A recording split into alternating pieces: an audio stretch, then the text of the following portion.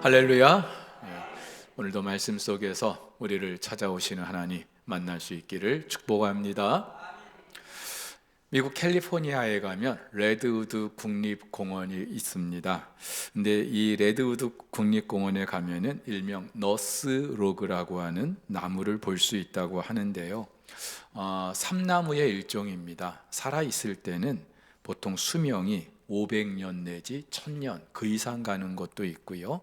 다 자란 나무는 지름이 6에서 9m에 이르는 굉장히 큰 나무입니다.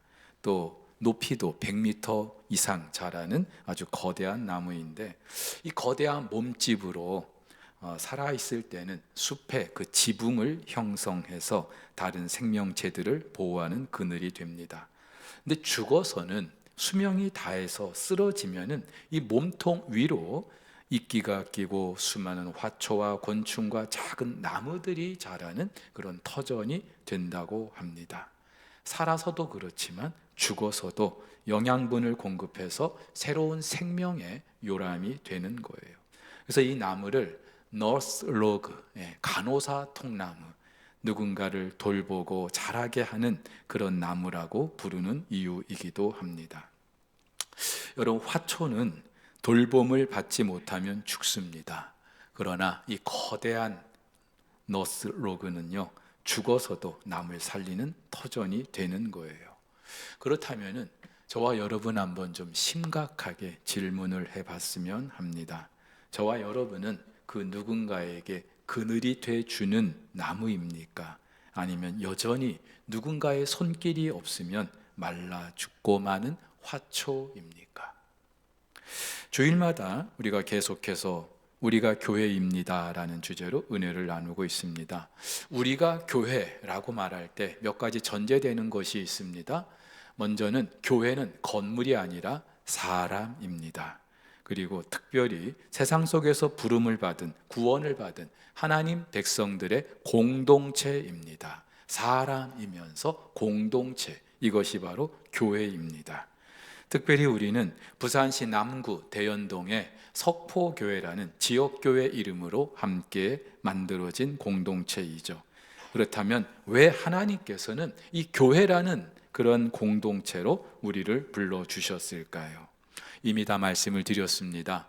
하나님은 성부, 성자, 성령 삼위의 관계 속에 거하시면서 지극한 행복을 누리고 계시고, 당신의 형상대로 창조하신 우리 인간들도 그러한 지극한 행복을 누리게 하시려고 관계로 우리를 창조하셨어요. 하나님과 그리고 사람과 또 만드신 피조물과의 관계 속에서 지극한 행복을 누리게 하셨습니다. 그러나 인간의 죄로 말미암아 이 관계가 깨지게 되고, 그때부터 많은 엄청난 불행이 시작됐죠. 하지만 우리 하나님께서는 이 깨진 관계를 회복하시기 위하여 당신의 아들을 내보내주셨고, 그 결과 그를 믿는 모든 자들, 그 모든 사람들을 소속의 변화가 있게 해주셨어요. 관계의 변화가 있게 해주셨습니다. 하나님과 원수였는데 하나님의 가족이 되게 해주셨고요, 저와 여러분들 그리스도의 몸이 되게 해주셨고, 그리고 성령께서 거하시는 성령의 전이 되게 하셨습니다. 무엇보다 이런 관계 회복으로 저와 여러분들은 하나님과 하나가 됐어요. 그리고 우리 역시도 하나님의 자녀로서 서로 간의 형제 자매로 살아가게 하셨습니다. 그런데 안타깝게도 저와 여러분들, 이미 하나님과 하나가 된 저와 여러분들, 우리 간에 아직 하나가 되지 못했어요. 이 말은 예수님이 십자가에서 우리의 구원을 이루어 주셨는데 정작 그 구원을 이 세상에서 누리지 못하는 것과 같은 이치입니다. 그래서 예수님께서 십자가에서 죽기 전에 성부, 성자, 성령 하나 된 것 같이 저들도, 우리도 하나가 되게 해달라고 기도하셨죠. 여러분, 우리가 예수를 믿고 하나가 돼야 하는 이유, 하나님의 가족으로서, 한 형제 자매로서 그런 지극한 친밀함을 누리기 위함입니다. 그러나 이것보다 더 큰 이유가 있다고 말씀드렸습니다. 성부, 성자, 성령 삼위 하나님께서 우리의 구원을 위하여 함께 연합하신 것처럼 저와 여러분들도 세상을 향하여 하나님과 하나 되자라고 선포할 수 있어야 하는 것이죠. 바로 그것을 위해서 우리가 하나가 돼야 하는 것이죠. 그래서 교회의 본질은 사귐과 선교인 것입니다. 근데 여러분, 우리가 하나가 돼서 친밀함을 누리고 또 세상을 향하여 하나 되자고 선포할 수 있기 위해서는 앞서 소개해 드린 것처럼 저와 여러분들이 자라야 합니다. 이걸 설명하시기 위하여 예수님은요, 겨자씨 비유를 예로 드시죠. 정말 눈에 보일랑 말랑하는 작은 씨입니다. 근데 이 작은 씨가 땅에 심겨지면은요, 시간이 지나서 큰 나무가 되는데 예수님 뭐라고 말씀하십니까? 그 나무에 공중의 새들이 그 가지에 깃들이게 된다고요. 우리는 그 나무가 자라서 많은 열매를 거둘 것으로 기대합니다마는 예수님께서 말씀하시는 나무는요, 자라서 공중의 새들이 그 가지에 깃들이게 되는, 누군가의 버팀목이 되고 그늘이 되주는 바로 그것을 말씀하고 계시는 거예요. 이게 바로 교회이고 이것이 바로 하나님 나라라는 것이죠. 근데 여러분, 신학적으로도 교회가 자라야 하는 몇 가지 이유가 있는데, 먼저는요, 교회는 유기체이기 때문에 그렇습니다. 교회는 그리스도의 몸입니다. 저와 여러분들은 그 몸을 이루는 지체이고요.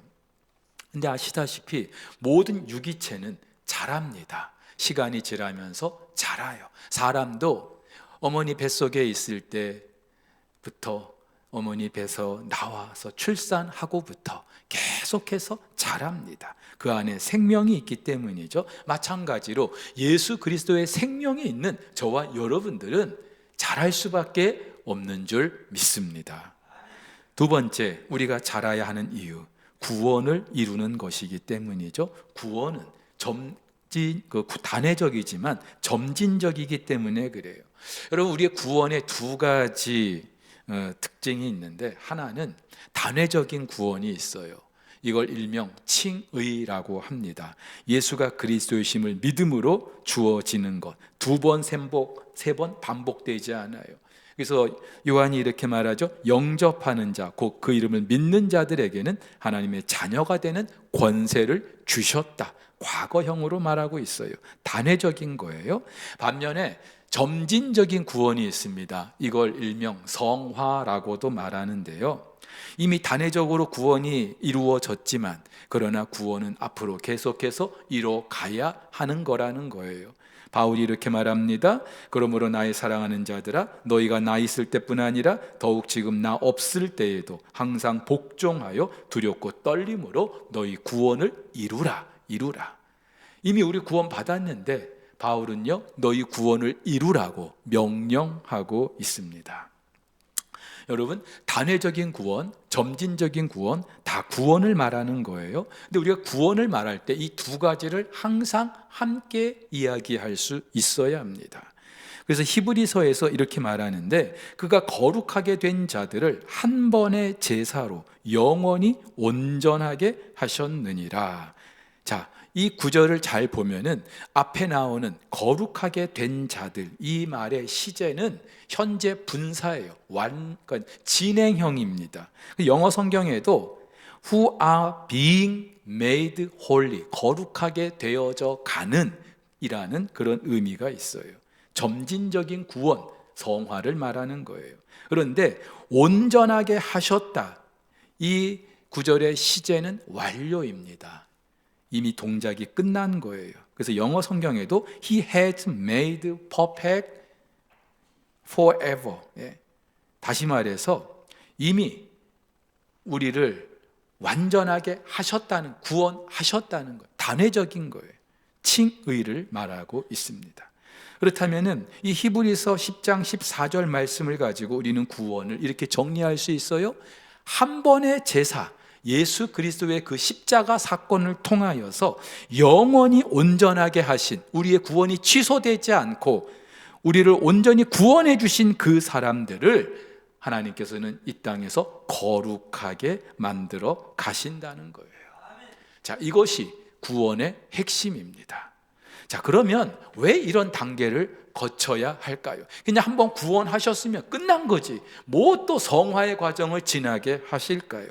저와 여러분들은 이미와 아직이라는 이 긴장 속에 이 중간지대를 살고 있기 때문에 그렇습니다. 여러분 표를 보시면은 이미 2000년 전 저와 여러분들은 예수 그리스도의 십자가 그리고 부활 사건으로 구원받았어요. 하나님의 자녀가 됐고 이미 하나님의 나라가 시작이 됐어요. 이때 우리 단회적인 구원이 이루어진 거예요. 그래서 이 날을 일명 D-Day, 승리가 결정된 날이라고 말하고 있는 거예요. 하지만 승리는 결정이 됐어도 아직은 아니에요. 앞으로 예수님이 다시 오시는 재림 때 우리의 구원이 그리고 하나님 나라가 완성이 되는 거죠. 그래서 이 날을 일컬어서 V-Day, 빅토리 데이라고 말하는 겁니다.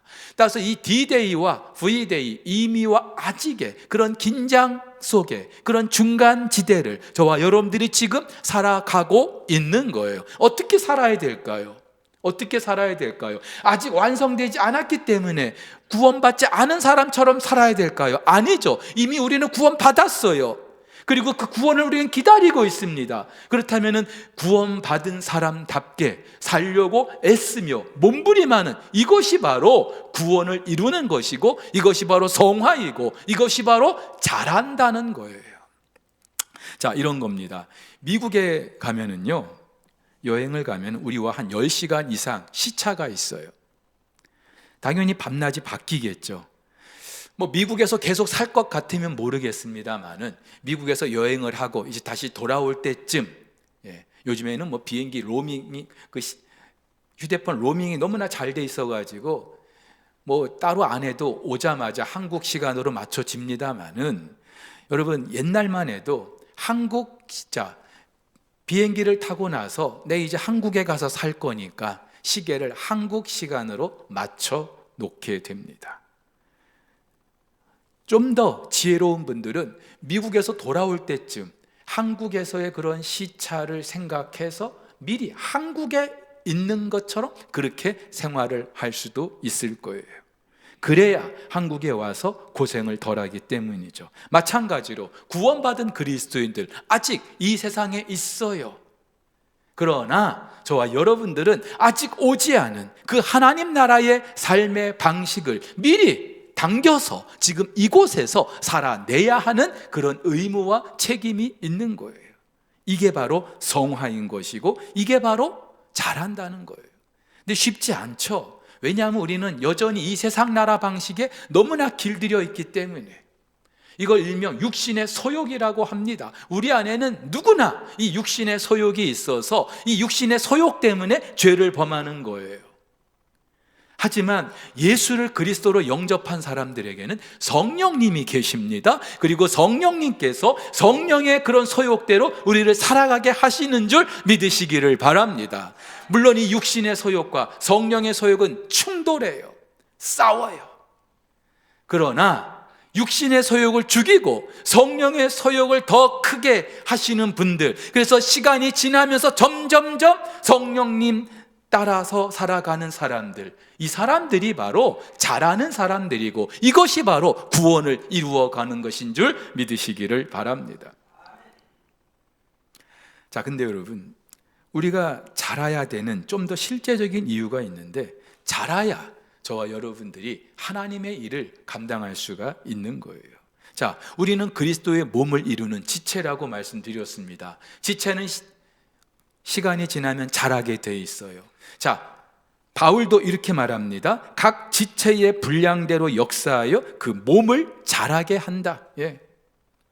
그리스도의 몸을 이루는 지체로서 우리가 자라야 몸도 자라는 거예요. 근데 자란다는 게 뭘 말하는 걸까요? 자란다는 게 아르헨티나의 후안 카를로스 오르티즈 목사님의 제자입니까? 라는 책이 있습니다. 이 책에서 목사님 이런 이야기를 해주고 계셔요. 이 목사님이 처음 이제 부에노스 아이레스의 한 교회에 이렇게 부임을 했는데 그때만 해도 숫자가 한 200명도 채 안 되는 그런 숫자였어요. 근데 2년 만에 600명이 훨씬 넘게 된 거죠. 3배나 부흥한 거예요. 얼마나 목사님이 신이 났겠습니까? 또 목사님이 얼마나 인기가 많아졌겠습니까? 여기저기 강사로 와달라고 뭐 빗발치는 거예요. 너무나 좋은 거예요.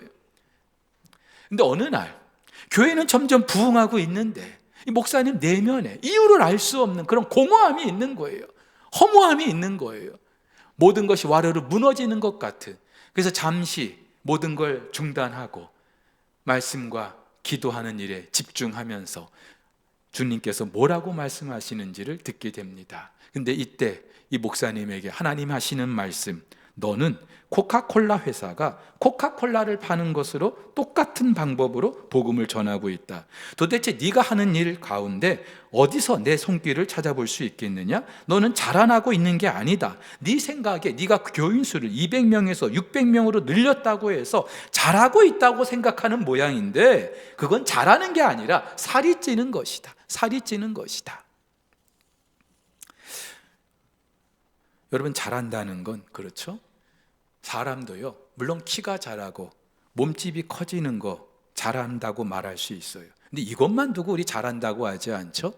사람 구실을 할 줄 알아야 잘하는 거예요. 마찬가지로 그리스도의 몸이 자란다는 거, 마땅히 그 역할을 감당해야 되는 것이죠. 이런 거죠. 아이가 태어나면 할 줄 아는 게 아무것도 없어요. 숨 쉬고 먹고 배설하는 거 그저 그거밖에 없어요. 그리고 자기들밖에 모르죠. 그리고 모든 걸 다 우는 걸로 해결하려고 합니다. 근데 시간이 지나면서 아이들이 자라요. 제 힘으로 이제 숟가락질도 할 줄 알고요, 양치질도 하고요, 엄마가 설거지하면 옆에서 돕겠다고 깝죽거리기도 하고요, 아빠 생일 때 선물도 준비해 줄 알고요. 왜요? 자랐기 때문에.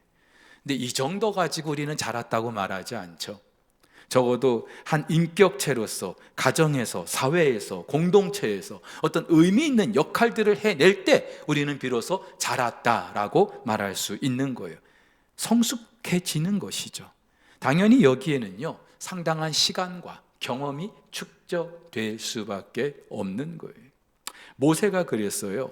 애굽의 왕궁에서 모든 문물을 배우고 익히고 또 한창 혈기 왕성했던 40세의 모세, 누가 봐도 흠이 없는 사람이었어요. 당장이라도 그 백성들 출애굽할 만한 자격이 있는 걸로 생각이 됐습니다. 근데 실제로 히브리서 기자도 그때 모세를 일컬어서 장성했다 그렇게 말하고 있어요.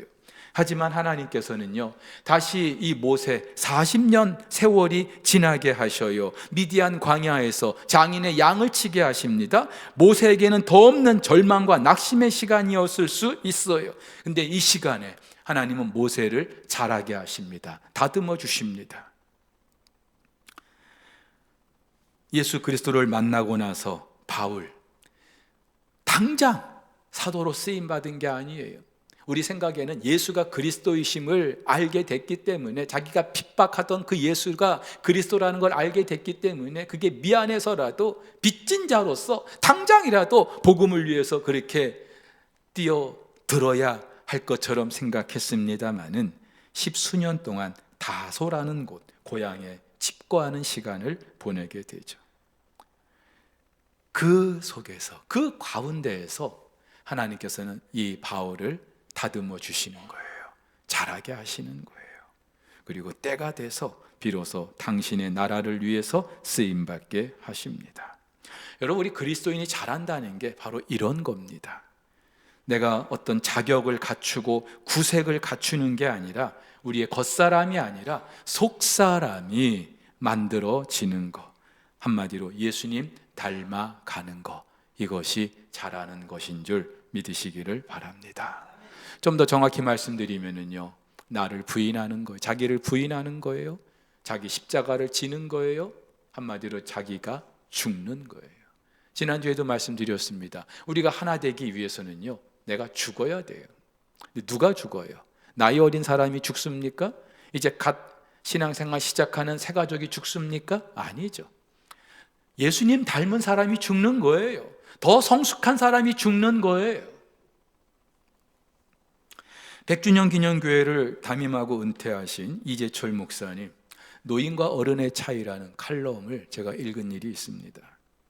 여러분, 인간이 태어나서 적어도 20대까지는 성장이라고 합니다. 자라는 거죠. 육신이 자라는 거예요. 근데 그 이후에는 더 이상 자라지 않죠. 그 이후에는 성숙이 있을 뿐입니다. 그리고 어느 순간부터 늙어가요. 누구도 세월을 잡을 장사가 없습니다. 근데 사람이 늙기 시작했다는 거는요, 노인과 어른의 그 갈림길에 들어섰다는 말이기도 해요. 이 말은 노인과 어른은 절대로 같은 말이 아니라는 거예요. 어른이 노인일 수 있죠. 그러나 노인이라고 다 어른인 건 아닌 거예요. 노인이 누구입니까? 자기만 아는 사람, 주변의 모든 사람이 나 한 사람을 위해서 존재해야 된다고 생각하는 사람, 결과적으로 주변의 모든 사람들이 그 한 사람 때문에 고통을 받고 결국은 외톨이가 돼버리는.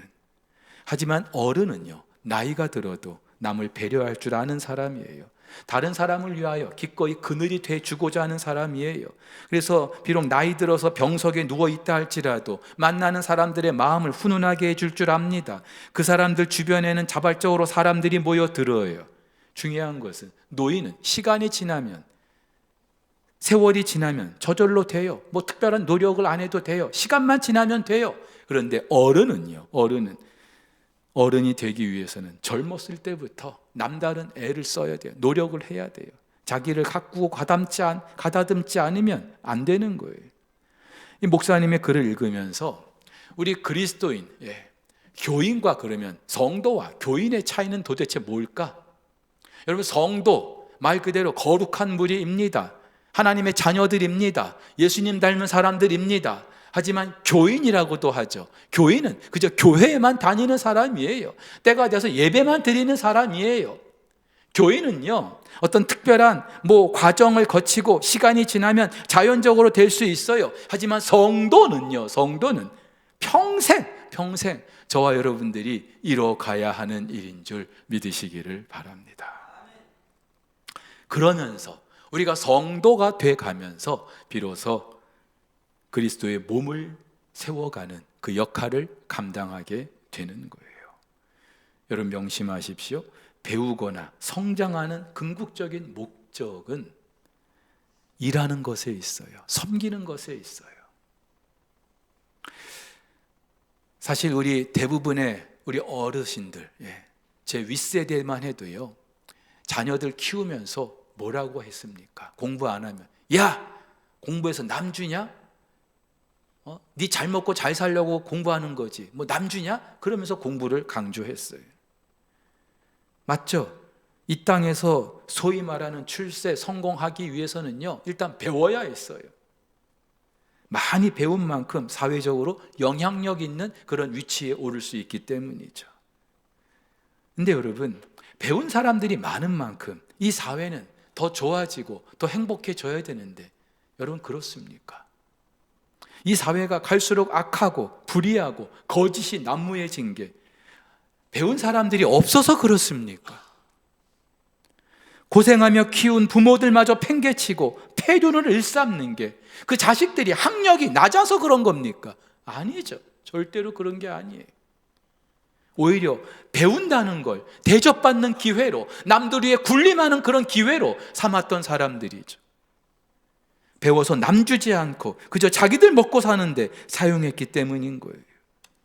사랑하는 우리 성도 여러분, 잘 들으세요. 내가 잘하면, 내가 성장하면 그 유익함은 내 주변 사람들에게 돌아가는 거예요. 한 가정에 부모님이 정말로 성숙하면은요, 자녀들이 본을 받게 돼 있고, 직장의 상사가 정말로 성숙한 사람은요, 그 직장 공동체를 행복하게 하는 거예요. 대통령이 성숙하면은요, 국민이 평안한 거고, 담임 목사가 자라야 되는 이유도 절대적으로 공동체를 위해서입니다. 그래서 이런 말이 있어요. 내 인생의 열매는 내가 아니라 다른 사람의 가지에서 열린다고요. 우리는 내 인생의 열매, 내가 다 취해야 되는 것으로 생각하는데 아니고요. 내 인생의 열매, 내가 자란 그 열매는 다른 사람의 가지에서 열리는 거예요. 그렇다면은 저와 여러분들 정말 두렵고 떨림으로 내가 잘하는 일에 우선순위를 둬야 할 것이죠.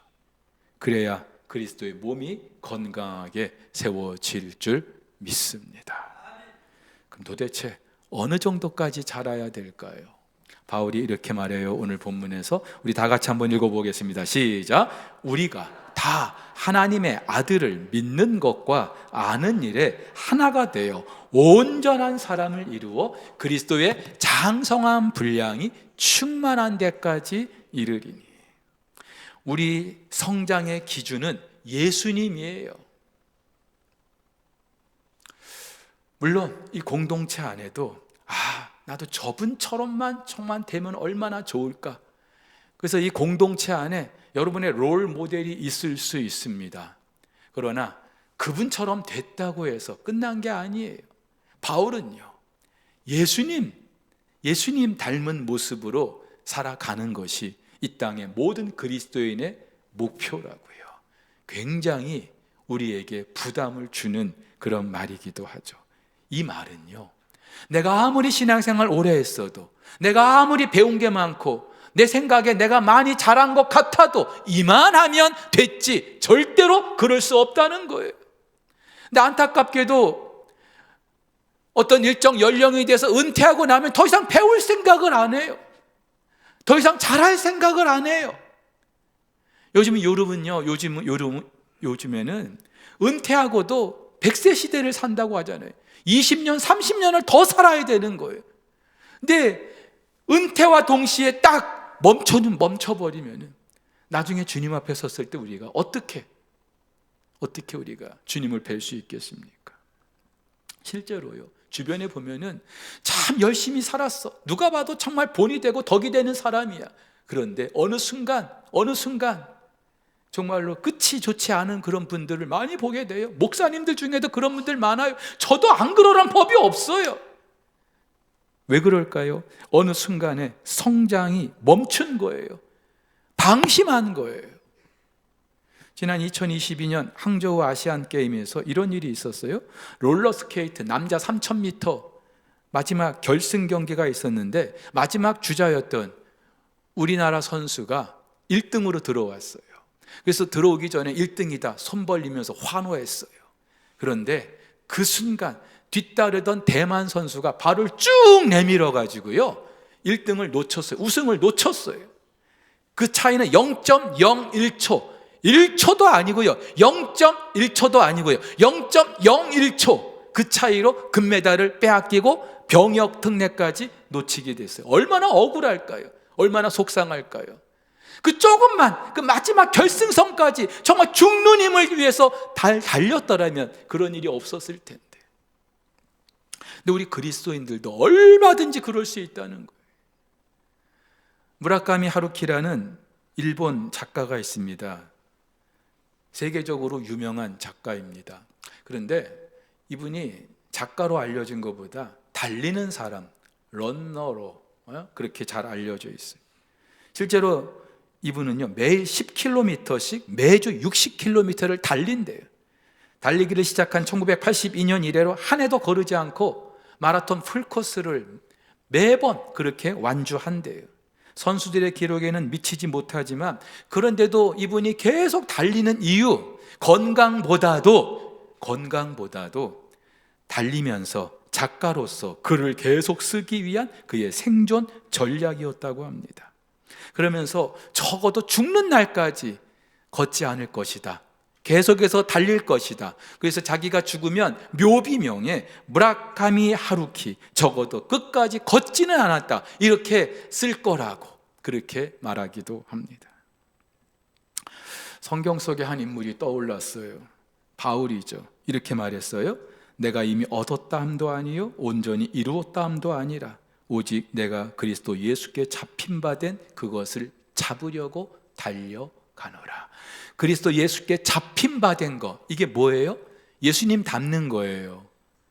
평생 소원, 바울의 평생 소원은 다른 게 아니라 예수님을 닮는 거였어요. 근데 그것을 위해서 나는 아직 잡은 걸로 여기지 않는다. 그래서 이걸 위해서 달려간다. 이 달려간다라고 하는 헬라어 디오코라고 하는 동사는요, 아까 그 대만 선수가 마지막 결승선에서 발을 쭉 내민 것처럼 그 마지막 결승선까지 머리를 쭉 내밀고 어떻게 해서든지 1등으로 달려보기 위해서 그렇게 달리듯이 달려간다고요. 바울이 이 고백을 했던 때는 로마의 감옥에 있었을 때예요. 3차례 걸친 전도 여행 다 마치고 이제는 좀 쉬면서 노후를 보낼 수 있는 그런 순간일 수 있어요. 그런데도 바울은요, 아직은 아닙니다 하면서 끝까지.